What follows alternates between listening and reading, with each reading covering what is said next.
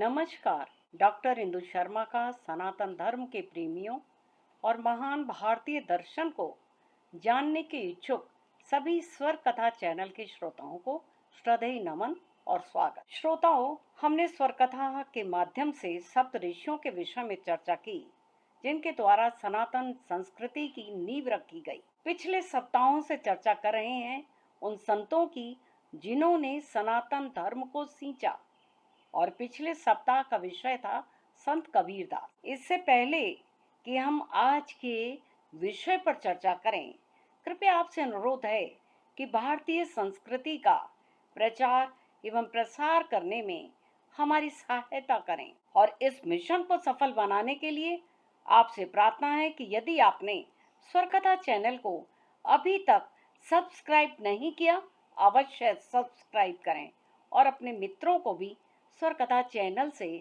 जुड़ने का आग्रह अवश्य करें। तो आइए जानते हैं संत तुकाराम जी के विषय में। संत तुकाराम, जिन्हें तुका, तुकोबाराय और तुकोबा के नाम से जाना जाता है, 17वीं शताब्दी में महाराष्ट्र के देहू गांव में वारकरी संप्रदाय के एक हिंदू मराठी संत थे। वे पंढरपुर के भगवान विठोबा, जिन्हें विठल के नाम से भी जाना जाता है, उनके परम भक्त थे। वे अभंग नामक अपनी भक्ति कविताओं के लिए प्रसिद्ध हैं, जो महाराष्ट्र में आज भी लोकप्रिय हैं। उनकी कई कविताएं सामाजिक सुधार से संबंधित हैं। उनकी कविताएं महाराष्ट्र के राज्य के स्कूल और कॉलेज के पाठ्यक्रमों में प्रमुखता शामिल की गई हैं। तुकाराम जी का जन्म महाराष्ट्र के आधुनिक पुणे शहर के पास देहू में हुआ था। उनके पिता, जो कम पढ़े लिखे थे, एक छोटे व्यापारी थे, जो स्वभाव से ही धर्मपरायण और दानशील था और पंढरपुर के कुलदेवता विठोबा जी की पूजा करते थे। तुकाराम जी का विवाह 15 वर्ष की आयु में हुआ था, लेकिन 1629 के अकाल में उनकी पत्नी रखुम्बाबाई और एक पुत्र भूख से मर गए।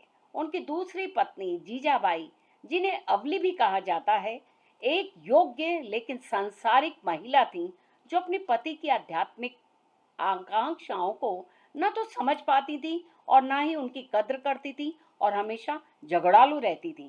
तुकाराम के आध्यात्मिक विकास पर संत नामदेव, ज्ञानेश्वर, कबीर और एकनाथ जी का गहरा प्रभाव था। उनके अनुसार ईश्वर अपने उपासकों की भक्ति में स्वयं को अनुभव करते हैं। इस प्रकार उनके लिए ईश्वर की प्राप्ति हेतु आस्था आवश्यक है। यह हमारी आस्था ही है जो हमको ईश्वर के करीब ले जाती है। उन्होंने अपने जीवन के अधिकांश वर्ष भक्ति, उपासना, सामुदायिक कीर्तन और अभंग काव्य में बिताए। वे कीर्तन को केवल भक्ति सीखने का एक साधन ही नहीं, बल्कि स्वयं भक्ति मानते थे। तुकाराम के अनुसार कीर्तन का सबसे बड़ा गुण यह है कि यह न केवल भक्त के लिए अपितु एक आध्यात्मिक मार्ग है, बल्कि दूसरों के लिए भी यह आध्यात्मिक मार्ग बनाने में मदद करता है। तुकाराम जी ने यांत्रिक कर्मकांडों, अनुष्ठानों, यज्ञों, व्रतों की निंदा की और इसके बजाय भक्ति के प्रत्यक्ष रूप को हमेशा प्रोत्साहित किया। तुकाराम जी ने अपने कीर्तन और अभंगों के माध्यम से समाज, सामाजिक व्यवस्था और महाराजाओं की बुराइयों को उजागर किया।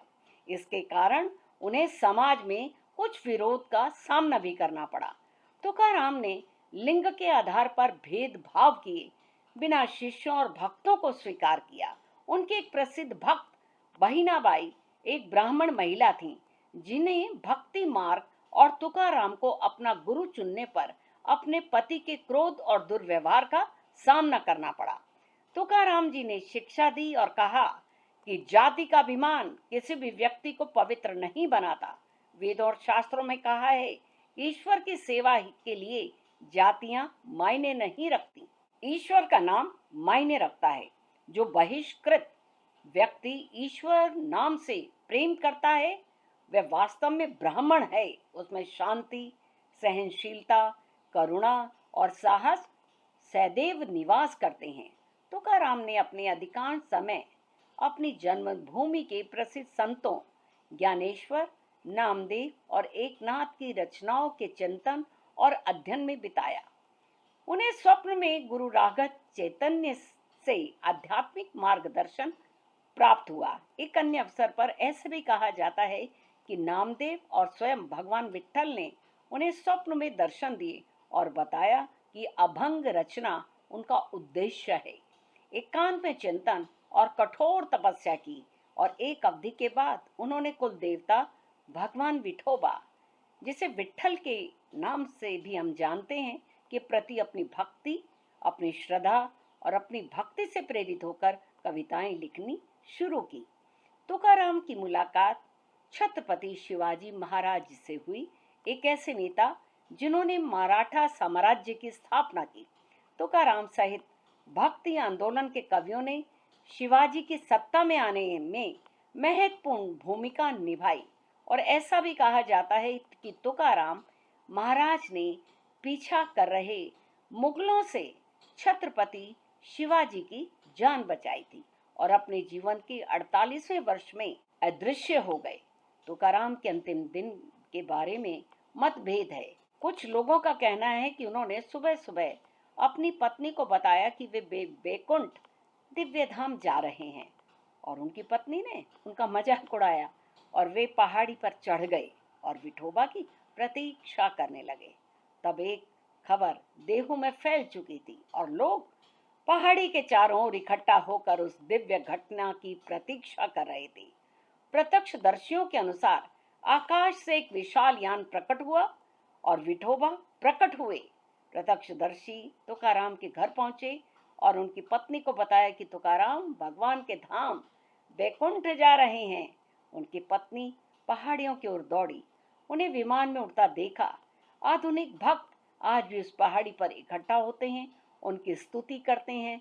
तुकाराम को भगवत गीता के अभंग रूप में अनुवाद मंत्र गीता का श्रेय दिया जाता है।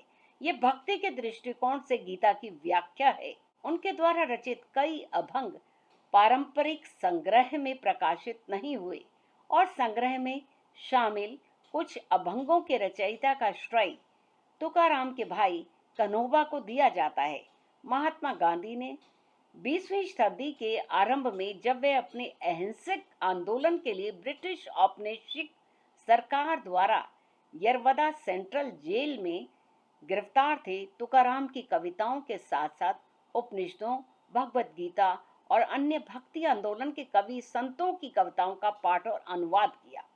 महाराष्ट्र के पास देहू में गाथा मंदिर तुकाराम की विरासत को दर्शाने वाले 2 स्थानीय मंदिरों में से एक हैं।